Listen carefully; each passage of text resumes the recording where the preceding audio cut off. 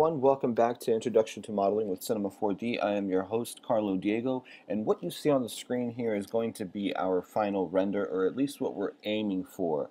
We've already created the table, the small wooden box, and the vase, and everything else that you see on the screen, except for maybe the pillows, will be just an extension or building on what we've already learned. I'm going to use techniques that we've already covered to create all of the things that you see on the screen. In order to get the texture for the floor, I want you guys to head on over to cgtextures.com and download this texture right here for the floor. If you want the actual path for that, you can go to Wood, Planks, Floors, and you should be able to find that. And you can find the different categories over here in the left column. I just went to Wood, Planks, Floors, and I found this nice texture right here on the first page of that thread. So go ahead and log in.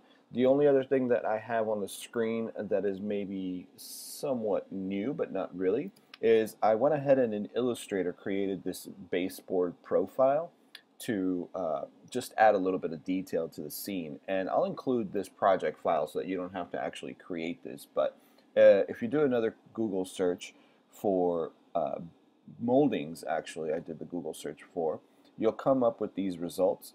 And if you scroll down, there's this image right here that has some pretty good ones. If you go ahead and open that up, you'll see these different baseboards. And baseboards are the ones that you see along the bottom of walls in some houses or some apartments. If you're interested in learning more about these, I really suggest that you do. They're very nice architectural details that you can add to your renders. But for this case, I'm just going to go ahead and add the project file to the Skillshare class so you don't have to actually recreate that. And other than that, I'm just going to recreate this scene along with you guys. We're going to copy and paste the things that we've already built so that we don't have to do those again. And I'm just going to go ahead and make a new file now to get started with the chair. So go ahead and create a new cube. I'm going to do fillet. I'm going to turn that down a little bit, and I'm going to just make a copy of that.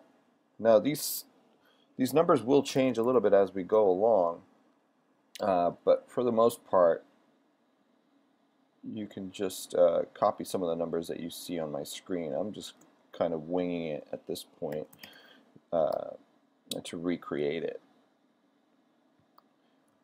So just go ahead and create two cubes. Make sure you turn on fillet for the rounding and position them in a way that you would have a back to the couch and a place to sit. So somewhere around there should be fine. Then bring a bool into the scene and drop both of these into the bool. Make sure you don't select the bool so you can drag those in there. And remember that order matters. So that would create our basic chair. It is a little too deep for a chair, so I'm going to go ahead and just narrow it down a little bit. And you see that because it's in the bool, it's automatically just adjusting itself. You can also adjust the height a little bit so that it's not so deep. And we can bring up and move forward the cube that is subtracting from the original cube. So once we do that, we want to go into the bool settings and make sure that we have hide new edges turned on, and I'll show you why. If you turn on garage shading lines from the display menu, then you'll see that we have all these extra lines, and we need to bevel this edge so that it's not so sharp. If we go to hide new edges, it'll hide those edges, and once we do the beveling of this edge, it won't affect us so badly. So let's go ahead and make this editable. Go for UL to get a loop selection and select edge mode. And before we do that, let's make sure that we go up to select children, and we want to connect objects and delete. And I got to that by just right clicking all over the bool. So now that we've done that, we can select our edges, and it won't let us get the edge, so we'll just have to make a couple of selections. Let's do this one and that one. Oh, I forgot to hold down shift. There we go. Now if you switch over to the live selection tool and hold down command, you can erase part of the selection that you don't need. We really just want this outline right here. So let's go ahead and hit the letters MS, and we can start beveling. And oh, we forgot to do one thing. We forgot to optimize. You see how it's separating right now from the rest of it. It's creating this gap. So we don't want to do that. Let's undo that. Let's go to point mode, live selection, select some points, and then do Command A to select all of them. Then you can right click and go all the way down to the bottom here, and you'll see optimize. And now everything's connected. So if we go back to our selection, just by clicking on the edge mode, do MS, then we can add 3 segments, change this to convex, and we want to just start beveling this edge here. And about 3.5 should be enough. You see that now we don't get that separation that we were getting before. So that's exactly what we want. That's perfect. Now I'm going to make a new document really quick, and I'm going to bring another cube into the scene. I'm going to make this one 75, 300 by 300, and in the segments I'm going to do 30 by 30. And if I go back to display and turn on garage shading with lines, you'll see that I've got this cube with a bunch of little squares in the middle. So that's fine.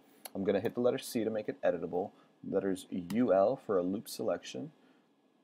I've already got garage shading on. Just want to select the faces all along the sides, and I want to right click on the cube, go down to simulation, and select cloth.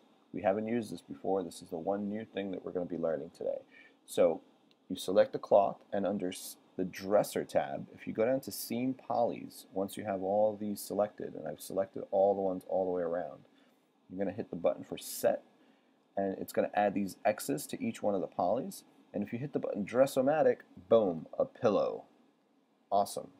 And this pillow will be enough for us to work with in the scene. So once you do a Command R, you can do a quick render and see it. You could also throw it inside of a HyperNurbs if you'd like to get more definition. And I think we benefit from that. So let's go ahead and do that. I'm going to delete this cloth tag, and I'm going to make this editable. I'm also going to select children. Oh, actually, I don't need to. It's all done. So wonderful. Now this one does get really dense in terms of the polygons, but we don't have any animation, so we should be fine. Let's go ahead and just copy this. Actually, let's go to the model mode. Copy that, and I can now go back to my chair, and I can paste it in. Now, of course, it's going to be too big because we were working with a different scale, so we can go to the model mode and just scale it down. And this is going to be for the seat, so we just want to basically fit it into the actual seat of the chair. So you can go ahead and just adjust it as you see fit. If you want to make a bigger couch, by all means, feel free to do so. But now we've got ourselves a more comfortable chair.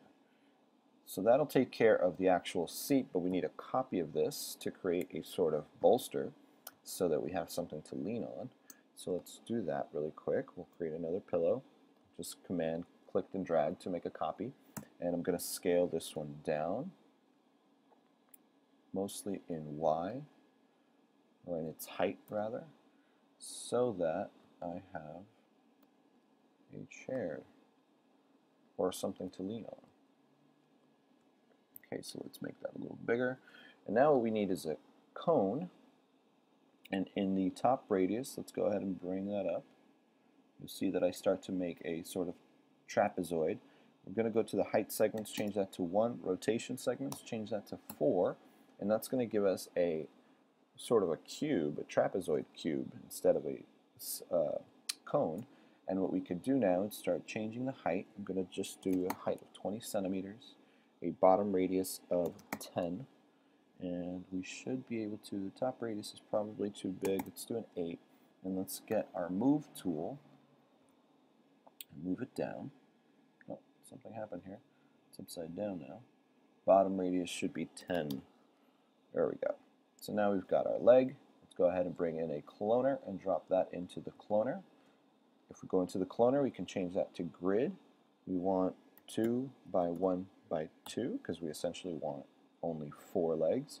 And let's go to the transform tab, and I believe it's this one right here. Yep, let's change this to 45 so that they're facing forward. And if we go to the top view, then we can put them right where they need to be. So let's switch back, let's move them down a bit, and there it is. There's our chair. So in the next video, we're going to texture this, and we're going to create the frame.